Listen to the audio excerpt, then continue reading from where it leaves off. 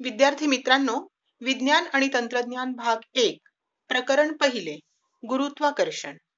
बघा, सुरुवातीलाच आपल्याला थोडे आठवा म्हणून काही प्रश्न विचारलेले आहेत.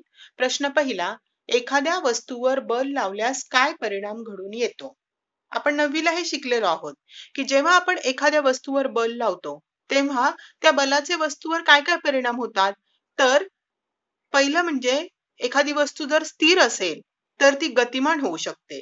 उदाहरणार्थ, जमिनीवर हा चेंडू स्थिर ठेवलेला असेल आणि आपण त्याला जर बल लावले तर तो गतिमान होतो. किंवा ही गतिमान वस्तू आहे, तिला बल लावलं तर ती स्थिर होते. त्याचप्रमाणे वस्तूची चाल सुद्धा बदलू शकते. उदाहरणार्थ, गतिमान सायकलचे ब्रेक दाबले तर सायकलची चाल ही कमी होते. त्याचप्रमाणे वस्तूच्या गतीची दिशा बदलू शकते. तसेच वस्तूची चाल व वस्तूच्या गतीची दिशा दोन्हीही बदलू शकतात.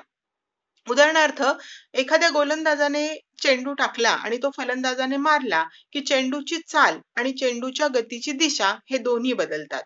त्याचप्रमाणे वस्तूचा आकार आणि वस्तूचे आकारमान यामध्ये सुद्धा बदल होऊ शकतो. उदाहरणार्थ, रबरी चेंडू आपण दोन्ही हातांमध्ये धरून जर तो दाबला, म्हणजे त्याच्यावर दोन्ही बाजूने जर बल लावलं तर तो गोलाकार न राहता त्याचा आकार बदलतो आणि तेव्हा त्याचे आकारमान सुद्धा कमी होऊ शकते. प्रश्न दुसरा बघा, तुम्हाला बलाचे कोणकोणते प्रकार माहित आहेत? तर बलाचे विविध प्रकार आहेत. जसं की गुरुत्वीय बल, म्हणजे पृथ्वीचे गुरुत्वाकर्षण हे गुरुत्वीय बल आहे. किंवा विद्युत चुंबकीय बल, दोन गतिमान विद्युत प्रभारांमधलं जे बल असतं ते. अणुकेंद्रकीय बल, म्हणजे अणूच्या केंद्रकातील प्रोटॉन्स आणि न्यूट्रॉन्स यांच्यामध्ये असलेले बल, हे बलाचे विविध प्रकार आहेत. प्रश्न तिसरा, गुरुत्वाकर्षण बलाविषयी तुम्हाला काय माहिती आहे? तर गुरुत्वाकर्षण बल हे एक वैश्विक बल असून ते केवळ पृथ्वीवरील दोन वस्तूंमध्येच नव्हे तर इतर कोणत्याही दोन खगोलीय वस्तूंमध्ये प्रयुक्त होते. हे आपण मागील इयत्तेमध्ये पाहिलेलेच आहे. तर यावर्षी आपण या बलाचा शोध कसा लागला ते जाणून घेऊया. गुरुत्वाकर्षण. मुलांनो, तुम्हाला माहिती आहे का गुरुत्वाकर्षणाचा शोध कोणी लावला? अगदी बरोबर, गुरुत्वाकर्षणाचा शोध सर आयझॅक न्यूटन यांनी लावला.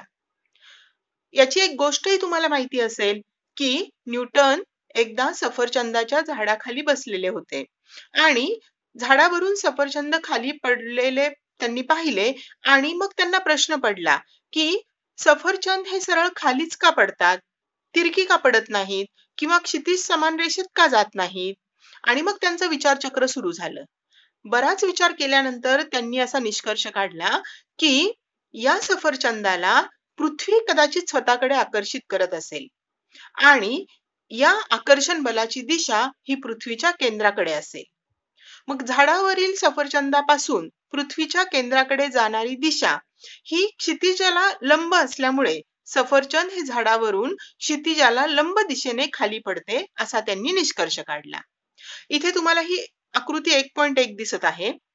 या आकृतीमध्ये पृथ्वीवरील एक सफरचंदाचे झाड दाखवलेले आहे आणि सफरचंदावरील बल हे पृथ्वीच्या केंद्राच्या दिशेने असते, म्हणजेच सफरचंदाच्या स्थानापासून पृथ्वीच्या पृष्ठभागाला लंब असते. आकृतीमध्ये चंद्र आणि पृथ्वी यामधील गुरुत्वाकर्षण बल सुद्धा दाखवलेलं आहे. आता फक्त ही आकृतीतली जी अंतर आहेत ती मात्र प्रमाणानुसार दाखवलेली नाही. तर न्यूटनने विचार केला की जर हे बल वेगवेगळ्या उंचीवर असलेल्या सफरचंदांवर प्रयुक्त होत असेल तर हे सफरचंदाकडून बऱ्याच अधिक उंचीवर पृथ्वीपासून दूर असलेल्या अशा वस्तूंवर सुद्धा प्रयुक्त होत असेल का? तसंच सूर्य, ग्रह अशा चंद्रापेक्षाही अधिक दूरवरच्या खगोलीय वस्तूंवर सुद्धा प्रयुक्त होत असेल का? याचा विचार न्यूटनने करायला सुरुवात केली.